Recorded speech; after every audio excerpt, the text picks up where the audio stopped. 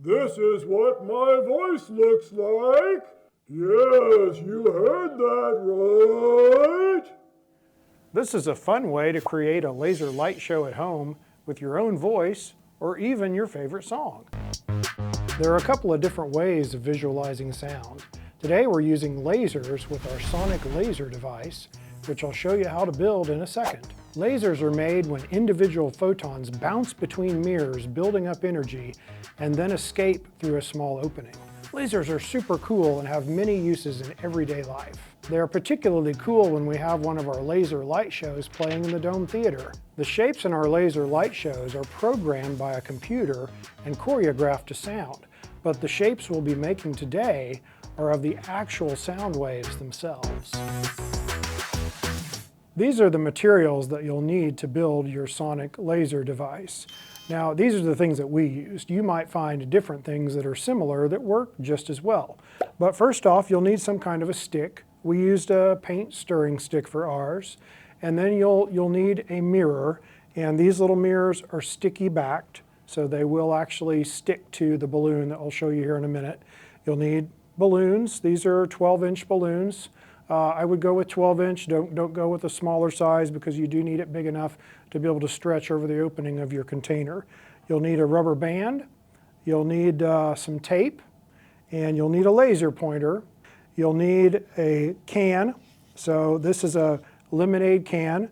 Now it doesn't have to be a lemonade can. It could be an oatmeal container or a coffee can. We cut the bottom out of this can, and so that could be done with scissors, or it could be done with like an X-Acto knife. Remember, those are sharp, so you need to be careful.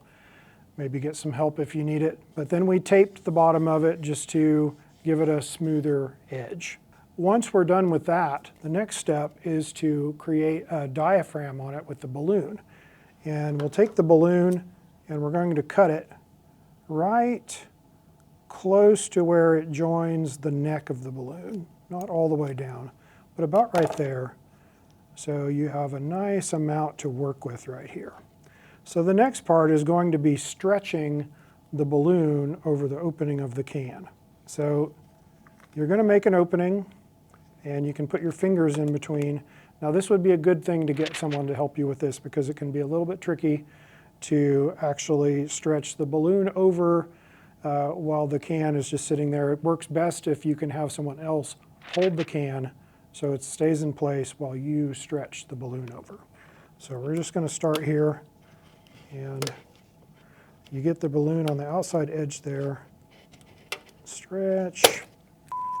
Now that we have our balloon on, we're going to go ahead and put a rubber band on it just right around here so that holds it on and keeps it from snapping off. So this part's done, and the next step is to get one of your little mirrors that have a sticky back, and you're just going to place this mirror right smack dab in the center, just like that. Mostly centered. All right, so next comes the part where we attach it to our paint stick. I'm going to take a piece of tape, and we're just going to wrap it all the way around. I have the paint stick just about halfway down here. Get it nice and tight.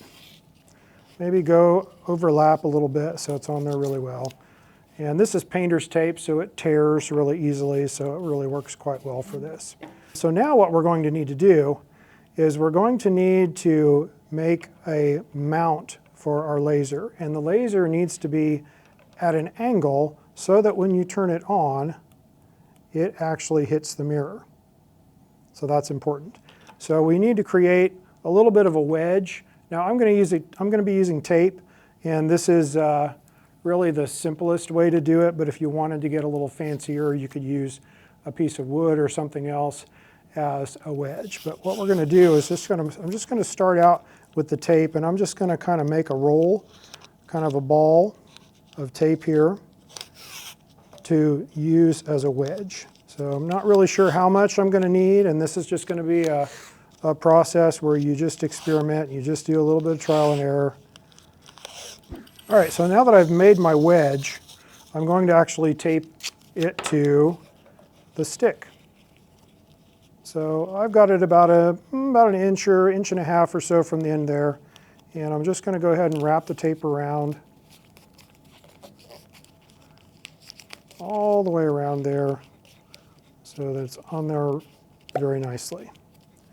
And you will need one more piece of tape to secure your laser to when you attach it.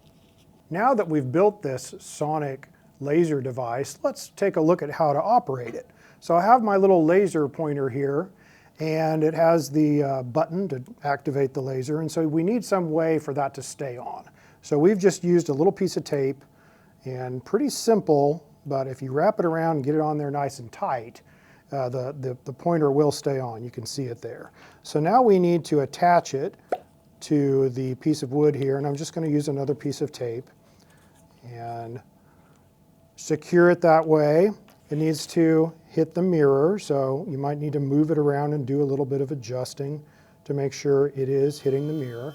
And so at that point, you're ready to use it. You can go ahead and talk into it just like that, or if you really want to level it up, you could add a Bluetooth speaker and play your favorite songs and see what they look like with laser light.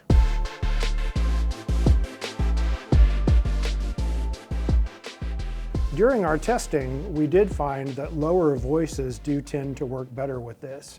And our hypothesis is that it has to do with the vibrations of the sound. Sound travels in waves, and lower sounds have longer waves and fewer of them, meaning a longer wavelength and a higher frequency. Higher sounds have more waves and a higher frequency, meaning there are more of the sound waves. Another fun thing to do is to play individual notes to find out what shape they make.